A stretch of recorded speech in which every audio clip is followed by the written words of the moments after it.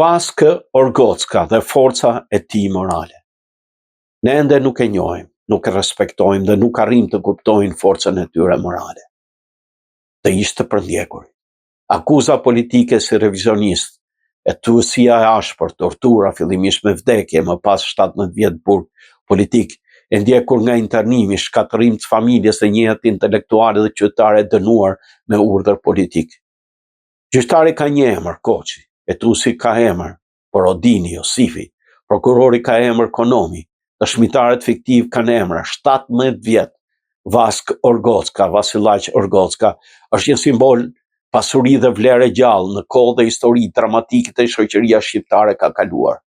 Dëshmia e tij në histori me zhurmues dhe dokumentare mbi historinë e martesave me shtetase të huaja janë dëshmi nga më të jashtëzakonshme.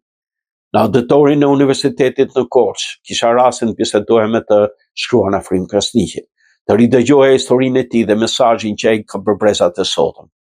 Asnjë shenjakmarrje, dëshirë për drejtësi, memorie, kujtesë, reflektim shoqëror, këshilla të çmuara për të rinj, dijen dhe vlerat e të drejtat e njeriut.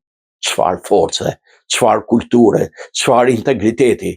Bashkë me të dëgjuam dhe histori të tjera nga Shqipëria e spaqit, si ajo me 15 vjet burgim politik për shkak se tentoi arratisjen, hyrje dalje adoleshent dhe doli pra ndej si burr i pjekur, humbi rinin dhe jetën më aktive, edhe ai as i fjalë akmarrje, po këshilla dhe mendimet të jashtëzakonshme. Vetëm njerëz me vlera të larta morale mund ta kenë një forcë të tillë. Ata ishin dhe janë, ne ende jo. As publiku, as media, as institucionet dhe natyrisht as politika.